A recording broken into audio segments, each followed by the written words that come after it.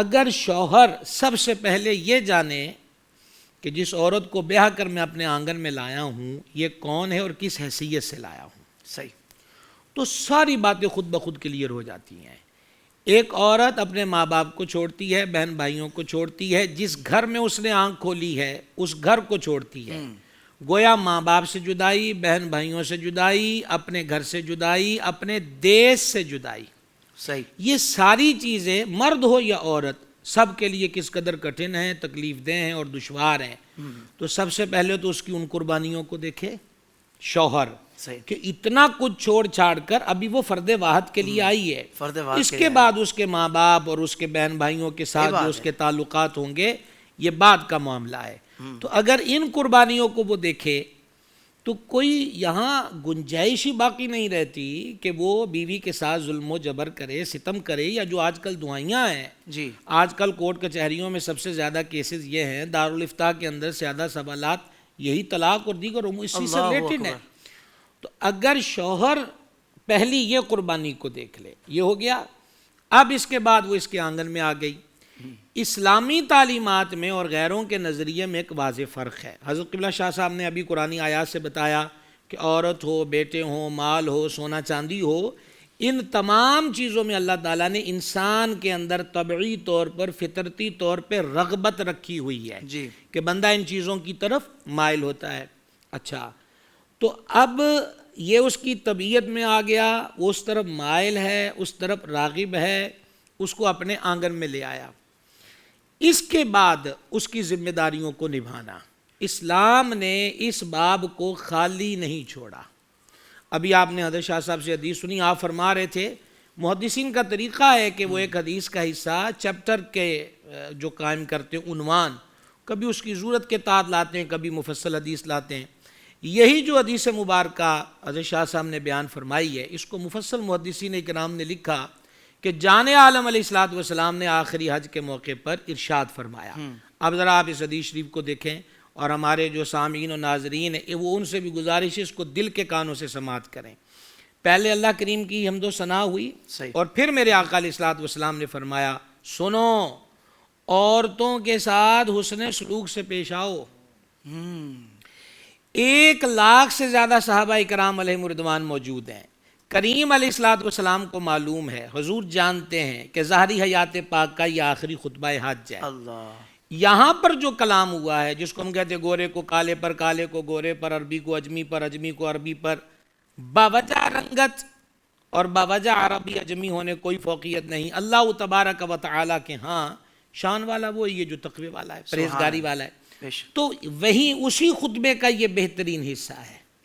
اس حصے کو اگر ہر مسلمان مرد و عورت جو میاں بیوی کے رشتے میں موجود ہیں وہ اسی کو صرف ایک حدیث کو سامنے رکھ لیں تو شکایات کا بازار گرم نہیں رہے گا۔ فرمایا سنو، عورتوں کے ساتھ حسن سلوک سے پیش آؤ، بے شک وہ تمہارے پاس قیدی ہیں۔ یہ کس چیز کی قید ہے؟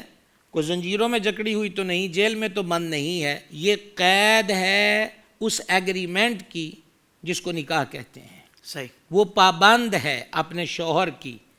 فرمایا وہ تمہارے پاس قیدی ہیں، تم ان کی کسی چیز کے مالک نہیں ہو سوائے جمع کے، یعنی جو حقوق زوجیت ہے، اور فرمایا مگر یہ کہ وہ کھلی بے حیائی کریں۔ اب یہاں پر ایک حد بندی کر دی گئی صحیح، کہ تم نے ہر اعتبار سے اپنی بیوی کے ساتھ اچھا سلوک کرنا ہے، ہاں اسلام بے حیائی کی اجازت نہیں دیتا۔ صحیح، اسلام مرد کی غیرت کے خلاف، اور غیرت کا بھی اسلام میں کوئی آزاد میدان نہیں ہے، اس کی بھی حدود و قیود ہیں، بالکل صحیح، ہر چیز طے ہے۔ اس کو کوئی یہ نہ سمجھے کہ یہ کھلا میدان ہے، جس کا دل چاہے جدھر چاہے وہ گھوڑا دوڑائے پھرے، ایسا نہیں ہے۔ پھر آقا علیہ الصلوۃ والسلام نے فرمایا اگر وہ ایسا کریں، یعنی کھلی بے حیائی کا ارتکاب کریں، مزاج شوہر کے خلاف کو ایسا قدم اٹھائیں، المختصر یہ کہ جس چیز کی رب رسول عورت کو اجازت نہیں دیتے اور اس کا تعلق شوہر کے حقوق کے ساتھ بھی ہے، اگر عورت اس کا ارتکاب کرتی ہے تو آپ میرے آقا علیہ السلام کی تعلیمات کا حسن دیکھیں کہ پہلی چیز کیا ارشاد ہوتی ہے۔ حضور علیہ الصلوۃ والتسلیم نے ارشاد فرمایا ان کے بستر الگ کر دو۔ صحیح.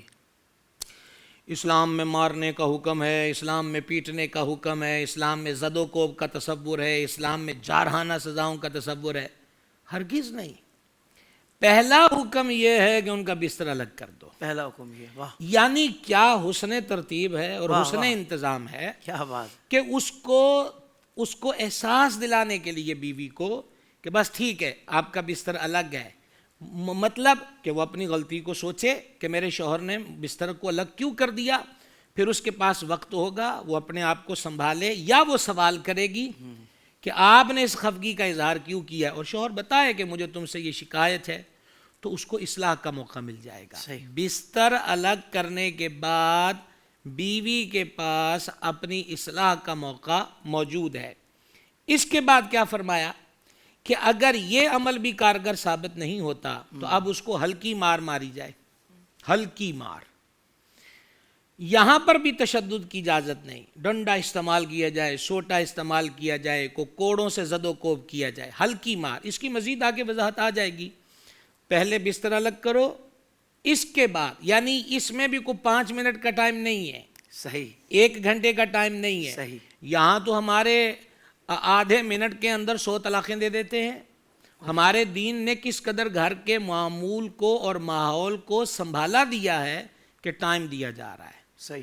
ابھی غصہ ہے، تھوڑی بار ٹھنڈا ہو جائے گا. ابھی طبیعت میں برہمی ہے، تھوڑی دیر کے بعد نرمی آ جائے گی، اسے سنبھلنے کا موقع ملے گا. اب اس کے بعد جان عالم صلی اللہ تعالیٰ علیہ وآلہ وسلم نے فرمایا اگر عورت تمہاری بیوی تمہاری بات مان جائے، یعنی جس وجہ سے تم نے اس سے ناراضگی کا اظہار کیا تو اس نے سوری کر لیا اور اپنے آپ کو بہتر کر لیا، اس غلطی سے اپنے آپ کو ہٹا لیا، تو آقا علیہ الصلوۃ والسلام نے فرمایا اب ان کے خلاف کوئی راستہ تلاش نہ کرو، اب ان کے خلاف کوئی سازش نہ کرو. مطلب بیوی نے غلطی کی، تم نے بستر الگ کر دیا، اس نے سوری کر لیا، اپنے آپ کو ٹھیک کر لیا. اب اس نظام کو اسی حسن کے ساتھ، اسی خوبصورتی کے ساتھ لے کے آگے بڑھو.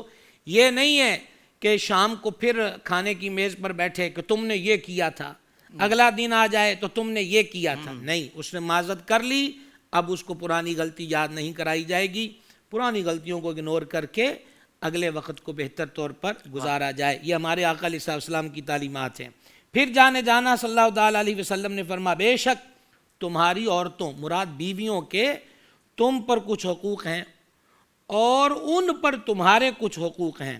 ان پر تمہارا حق یہ ہے کہ وہ تمہارے ناپسندیدہ لوگوں کو تمہارے بستر پہ نہ آنے دیں، تمہارے ناپسندیدہ لوگوں کو تمہاری غیر موجودگی میں تمہارے گھر میں نہ آنے دیں. دیکھیں عرب کے اندر پہلے یہ تھا کہ عورتیں غیر مرد کے ساتھ باتیں کر لیتی تھیں، اسلام نے اس سے منع کر دیا. صحیح. تو اب ایک رواج پیچھے جب چلا آ رہا ہو تو اس کو تبدیل ہوتے ہوتے کچھ وقت لگتا ہے. بالکل صحیح. اس لیے یہ وہ بات ہے کہ جس کو تمہارا شوہر ناپسند کرے، اب شوہر مسلمان کس کو ناپسند کرے گا؟ جسے اللہ اور اس کے رسول ناپسند کرتے ہیں، جس سے اللہ اور اس کے رسول نے منع کر دیا.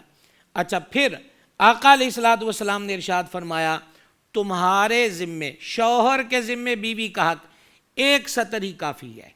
ہزاروں مضامین، ہزاروں بزلہ سنجیاں، ہزاروں تقریریں، یہ ایک ارشاد حق، وہ دہن جس کی ہر بات وحی خدا، چشمائے علم و حکمت پہ لاکھوں سلام، وہ زباں جس کو سب کن کی کنجی کہیں. تو یہ ہمارے آقا علیہ السلام کی جو زبان حق ترجمان ہے، مختصر کلام اور پورا ایک جہان اس میں ہوتا ہے. ارشاد فرمایا تمہارے ذمے ان کا، یعنی کہ بیویوں کا تمہارے ذمے یہ حق ہے کہ تم ان کے لیے اچھا لباس مہیا کرو اور اچھا کھانا مہیا کرو. صحیح. اچھا، یہ جو آخری سطر ہے اچھا لباس اچھا کھانا، ہمارے دین میں کیا؟ لا یکلف اللہ نفسا الا وسعها، اللہ کسی کی طاقت سے بڑھ کر کسی پہ بوجھ نہیں ڈالتا. جب عبادات کے معاملے میں کسی بندے پر اس کی طاقت سے بڑھ کر بوجھ نہیں ہے تو لباس اور کھانا فراہم کرنے کے معاملے میں بھی ایسا نہیں ہے کہ بیوی جس قسم کی بھی ڈیمانڈ کرے اور شوہر جان جوکھم میں ڈال کر یا خلاف شرع قدم اٹھا کر اس کی ضرورت کو پورا کرے. مثال کے طور پر رشوت ہے، سود ہے، ملاوٹ ہے، کم تولنا، کم ناپنا، ڈنڈی مارنا. یہ نہیں ہے کہ وہ حرام ذرائع کو اختیار کرے اور دلیل یہ بنائے کہ حدیث میں یہ آیا کہ تم ان کو اچھا لباس مہیا کرو اور ان کو مطلب یہ کہ اچھا کھانا مہیا کرو. وگرنہ ایک مسلمان کو سمجھنے کے لیے آستان کرم اور اہل بیت نبوت کا جو ماحول ہے وہ سمجھنا کافی ہے کہ جانے جانا علیہ الصلوۃ والسلام نے ام المومنین مخدومۃ المسلمین سرکار سیدہ عائشہ صدیقہ رضی اللہ تعالی عنہا کو فرمایا تھا کہ اے صدیقہ جب تک کپڑے کو پیوند نہ لگا لو اسے پرانا نہ سمجھنا. اللہ اکبر. تو لہٰذا یہ تعلیمات بھی ہمیں رکھنا ہوگی. صرف بچیوں کا نام عائشہ، کنیزہ فاطمہ، ختیجہ یعنی پاک بیبیوں کے نام پہ جہاں ہم نام رکھتے ہیں، کاش کہ اپنی بیٹیوں کو ان مبارک ناموں والی ہستیوں کی تعلیمات سے بھی آگاہ کیا جائے. تو شوہر یہ چند چیزیں سامنے رکھ لے کہ وہ مہاجرہ ہو کر آئی ہے اور ہمیشہ کے لیے اس کی ہو گئی ہے. اللہ اکبر. تو اب اس کے ذمے اس کے حقوق ہیں. اور دوسری بات یہ ہے کہ یہ ملازمہ نہیں ہے. ایک بہت بڑی غلط فہمی معاشرے میں عام کر دی گئی اور یہی ہمارے ہاں المیہ ہے کہ جہالت کی باتیں خدا جانے مسئلہ کے طور پر کیسے لوگوں کے دل و دماغ میں راسخ ہو جاتی ہیں. عورت پاؤں کی جوتی ہے. اب یہ چیز جو ہے بعض لوگ اسے اسلام سے نتھی کرتے ہیں. اللہ علمان والحفیظ. آقا علیہ الصلوۃ والسلام فرماتے ہیں ان کے تم پر حقوق ہیں، ان کے حقوق تم پر ہیں. اچھا لباس پہناؤ، اچھا کھانا پہناؤ، عورتوں سے اچھا سلوک کرو. تو یہ کہاں تصور ہے کہ عورت مرد کے لیے پاؤں کی جوتی ہوتی ہے؟ اصل میں یہ ہمارا کلچر نہیں ہے، نہیں، اسلامی تعلیمات نہیں ہے. ہوا یہ ہے کہ پارٹیشن سے پہلے ایک جگہ رہتے ہوئے کچھ باتیں ہندوؤں سے اور دیگر لوگوں سے یہ چلی ہوئی کیونکہ ان کے ہاں اس اونچ نیچ کا تصور موجود ہے. اسلام نے اس تصور کو ختم کیا ہے. عورت پاؤں کی جوتی نہیں ہے. عورت باہمی طور پر میاں بیوی ایک محبت کا رشتہ ہے، انسانیت کے اعتبار سے برابری ہے. باقی آپ نے ابھی آیت مبارکہ سنی کہ مرد کو حاکم بنایا گیا ہے عورت پر.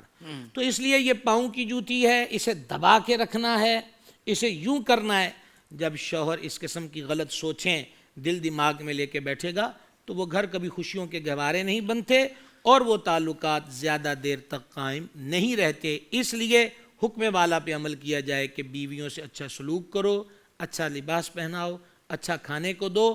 اور سرور عالم علیہ السلام کا ارشاد ہے، مفہوم پیش کر رہا ہوں، صحیح کے اندر بخاری میں بھی موجود ہے، ایک نوالا، ایک لقمہ جو تم اپنی بیوی کو کھلاتے ہو اللہ تبارک و تعالی اس پر بھی تمہیں صدقے کا اجر عطا فرماتا ہے. اللہ. آپ اندازہ کریں کیا اسلام میں یہ تصور ہے کہ عورت یعنی بیوی پاؤں کی جوتی ہے؟